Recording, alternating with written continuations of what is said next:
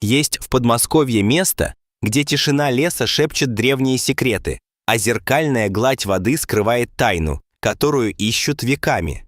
Это не просто водоем, это озеро Бездонное, место, окутанное легендами и загадками, которое манитом притягивает к себе искателей приключений и тех, кто стремится к единению с природой. Много лет оно окутано тайной, которую пока никому не удалось разгадать.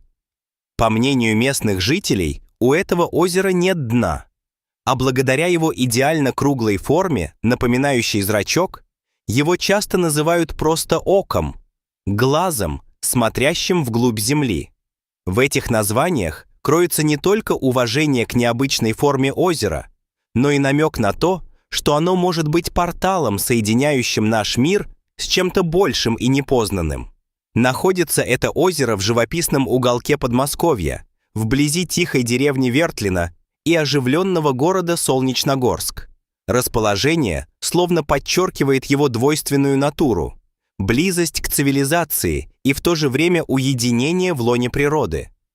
Широкому кругу общественности известно о существовании водоема вот уже 200 лет, а местные жители помнят предания о нем еще с древних времен. Теперь же озеро Бездонное является одним из самых диковинных и посещаемых мест не только Подмосковья, но и всей страны.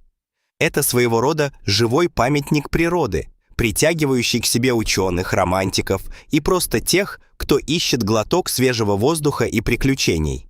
С некоторых пор данное озеро стало очень популярным у туристов.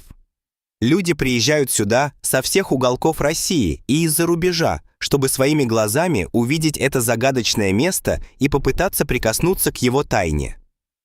Посещать его берега предпочитают путешественники, уставшие от шума городов и тягот цивилизации, желающие передохнуть от повседневной суеты, окунуться в тишину и покой, почувствовать единение с природой и ощутить на себе магическое воздействие этого места. Многие утверждают, что на берегах озера чувствуют прилив сил, вдохновения и умиротворения.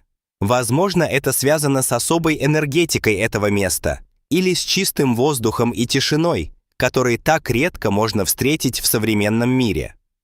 Добраться до заветного живого памятника природы можно как на личном автомобиле, так и на муниципальном транспорте, регулярно курсирующем в этом направлении. Дорога до озера сама по себе является увлекательным путешествием, пролегающим через живописные поля и леса Подмосковья. Озеро привлекает любителей экотуризма еще и тем, что вокруг него повсюду раскинулся нетронутый лес, полный ягод, грибов и диких животных. Туда смело можно отправляться с палаткой, ведь на его берегах нет никаких отелей, баз отдыха или шумных развлекательных заведений. Это место идеально подходит для тех, кто ищет уединение и хочет провести время наедине с природой. На любого рода удобства, такие как туалеты, магазины или кафе, тоже рассчитывать не придется. Здесь все остается таким, каким создала природа, диким и нетронутым. Поэтому, отправляясь на озеро Бездонное, важно заранее позаботиться о запасах еды и воды, а также о снаряжении для кемпинга. Но поверьте, все эти неудобства с лихвой компенсируются красотой окружающей природы и ощущением прикосновения к тайне. Первым известным человеком, всерьез заинтересовавшимся вопросом, какая же глубина у этого водоема и есть ли у него дно вообще, был великий русский ученый Дмитрий Иванович Менделеев. Он как раз жил не так уж и далеко от озера и не мог не заинтересоваться этим феноменом. О Менделееве ходило много слухов, его приписывали к масонам и алхимикам, и все благодаря его увлечению непознанным. Он, несомненно, был гением своего времени, и его интересовало все новое, странное и загадочное. Для измерения глубины в нем ученый использовал 100-метровую веревку и приличный груз. Для того времени это было серьезным оборудованием. Длиннее веревки у него попросту не нашлось, а груз на имеющийся так и не достал до дна, как бы ученый ни старался. Эксперимент был провален, но он не был разочарован. Он просто понял, что разгадка тайны озера Бездонного требует более серьезных инструментов и подходов. По крайней мере, бездонная не сбежала, оставив в память о себе лишь воронку глубиною в пропасть, как морской глаз в республике Мари-Эл. Александр Блок, великий поэт Серебряного века, также оставил свой след в истории озера Бездонного. В своем дневнике он упоминал о загадочном озере без дна, о котором узнал от местного лесничего.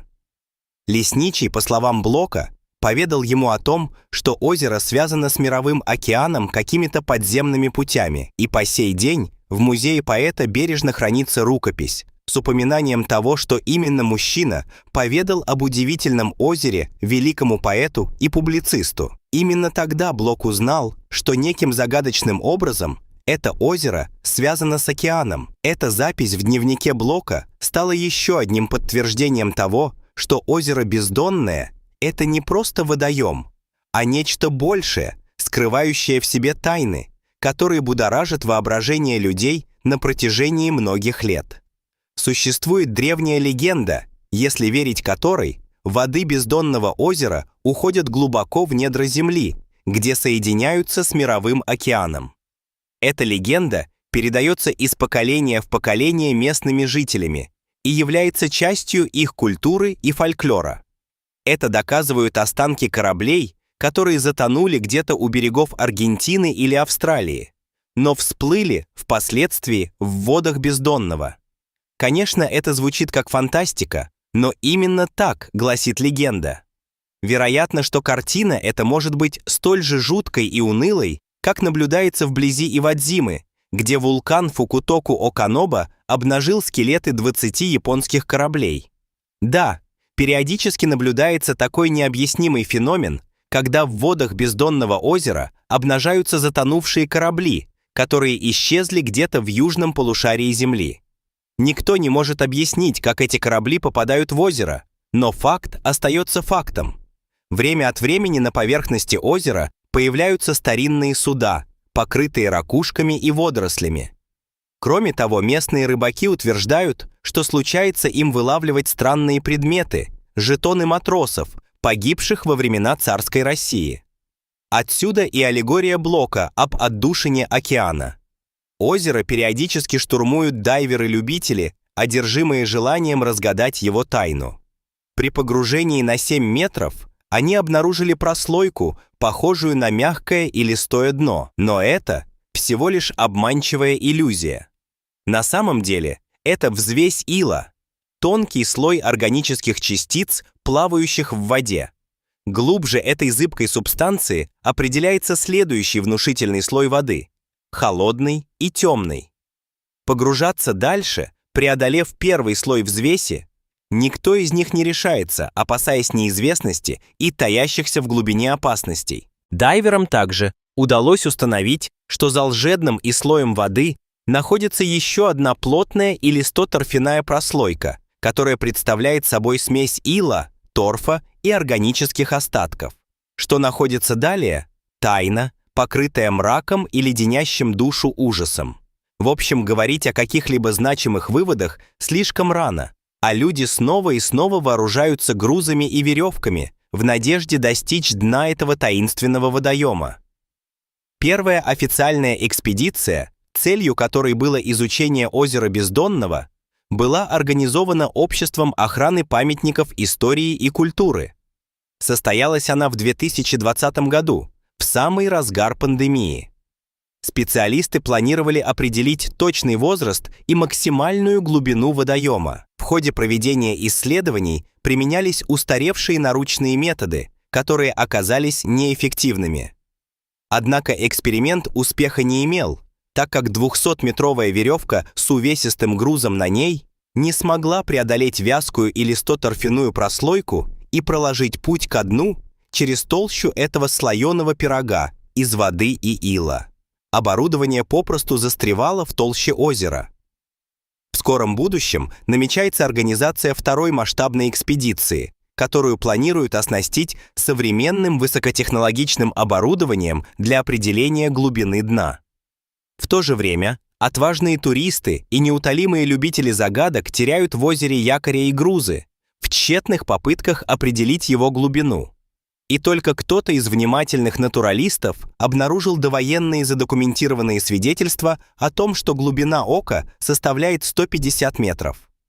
Ну что ж, это еще предстоит проверить, если, конечно, это возможно. Дорогие друзья, если вам понравилась эта удивительная и трогательная история, то не забудьте поставить лайк и подписаться на канал, где вас ждет еще много интересного и вдохновляющего. Делитесь своими мыслями и комментариями, расскажите, что вы думаете об этом необычном событии и какие уроки вы извлекли из этой истории. Спасибо за ваше внимание и до новых встреч!